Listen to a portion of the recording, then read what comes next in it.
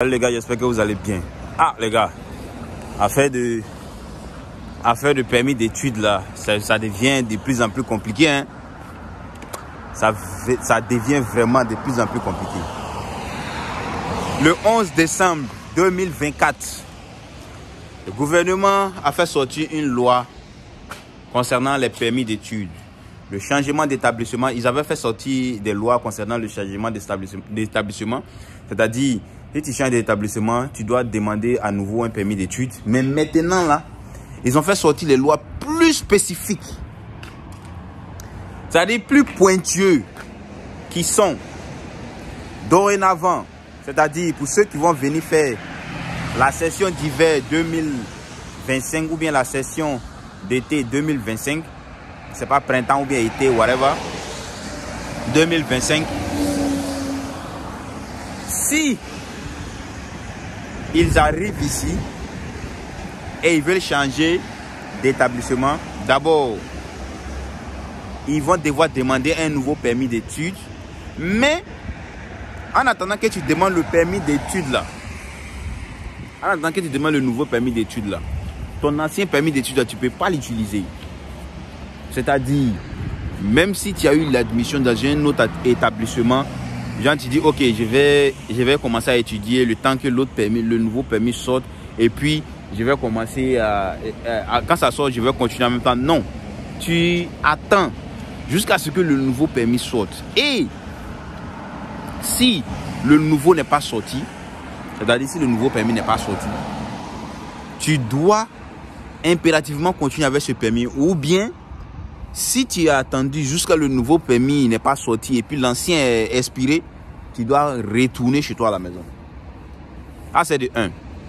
De 2, désormais, lorsque tu changes tes coordonnées au Canada, ici, tu dois update, c'est-à-dire que tu dois mettre à jour le système en ligne pour dire que tu as changé tes coordonnées. Si tu changes l'adresse, par exemple, tu es à Montréal et puis tu veux changer d'adresse, tu veux venir à Longueuil ou bien tu veux aller à Gatineau, quelque chose comme ça. Avant, je ne pensais pas que les gens notifiaient l'immigration ou dire où tu es, qu'est-ce que tu fais. Mais dorénavant, là, faut informer IRCC que tu as changé d'adresse. Sinon, les répercussions peuvent s'appliquer. Et j'aurais lu que il faut informer, c'est-à-dire que si tu veux poursuivre tes études, si tu veux rester au Canada après tes études, il faut informer IRCC combien de temps tu veux rester, c'est-à-dire que tu espères rester au Canada ici, après tes études. Ah! En fait là, vraiment, de jour en jour, ça devient un peu compliqué. Ça devient un peu compliqué, tout ça pour dire aux gens ou bien aux frères d'arrêter tous les micmacs qu'ils font là. C'est-à-dire que quand tu viens ici, tu ne restes pas tranquille, c'est toi qui cherches ce qui ou bien tu cherches schéma. Schéma, ils ont vu dans tous les schémas maintenant. Donc désormais là, pardon, si tu viens, il faut rester tranquille.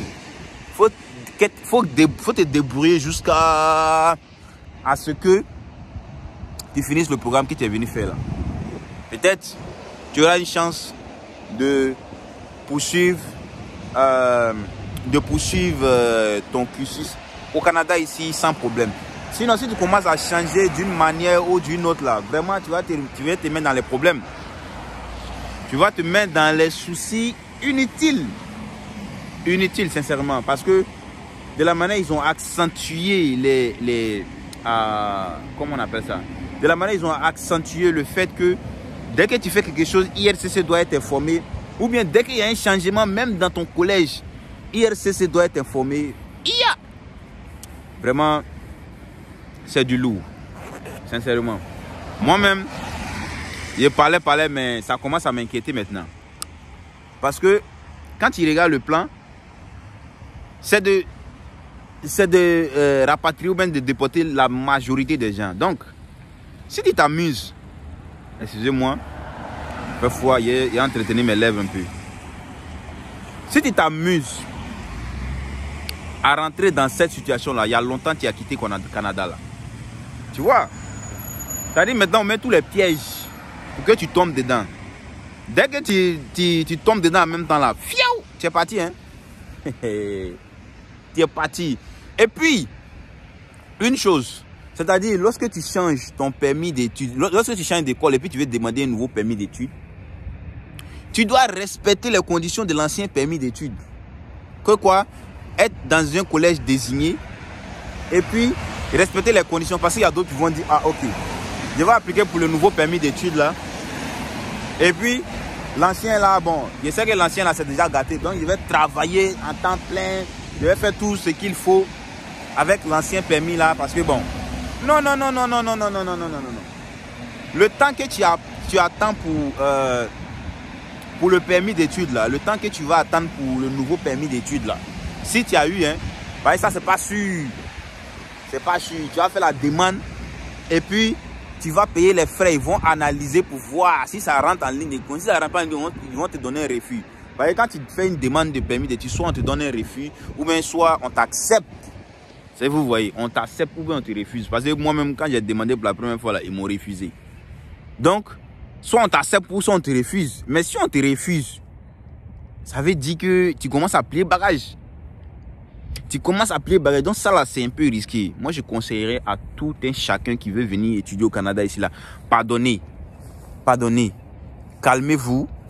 Cherchez un coin où vous êtes sûr que ça là, ici là seulement là, je peux rester. Et vous êtes sûr que vous pouvez vous débrouiller pour subvenir à vos besoins, pour payer les frais qu'il faut payer. Et maintenant, venir au Canada ici. Sinon, si tu veux venir avant de chercher quoi faire là, sincèrement, ça devient compliqué. Auparavant, c'était facile. Parce qu'il y a d'autres qui sont venus avec des permis d'études, des universités. Et ils ont changé de filière. Ils sont allés dans les cégep, ou bien ils sont allés dans les institutions. Ils sont allés faire les filières, les petites filières. Et ça a marché. Mais maintenant, là, je pense que les universités ont informé le gouvernement, ou bien les universités ont informé l'immigration que ça devient trop. Et ça devient trop. Si tout le monde doit venir avec une admission et puis changer, prendre une autre admission, eux, ils paient. Parce qu'eux, ils calculent, ils font toutes les analyses, les budgets financiers, tout ça là, et ils paient. Là, je pense que les universités aussi ont signalé l'immigration pour dire non, si tu viens avec un nouveau permis d'études, tu dois rester avec ça. Ou bien si tu veux changer d'école, tu dois te demander un nouveau permis d'études. Hein? Réfléchissez 2 fois d'abord. C'est devenu compliqué. Moi-même, je suis là, même ici, débat, c'est devenu compliqué, sincèrement, dans 2 jours là.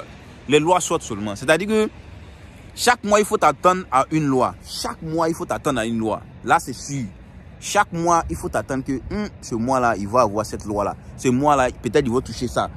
Ils ont touché étudiants ce mois-là. Le mois prochain, peut-être ils vont toucher plus les travailleurs étrangers. Le mois qui suit, peut-être ils vont toucher... Ils en touchent seulement. Yeah. Non. Quand les blancs sont révoltés là, c'est grave. Hein? C'est vraiment grave. De toutes les façons, on est là. On peut pas faire autrement. On est dedans. On se débrouille comme on peut. Mais un avertissement, faites attention avec vos changements, avec vos différents changements, s'il vous plaît. Merci, n'oubliez pas de liker la vidéo, partager et abonnez-vous au max. C'était Ismo. Peace out.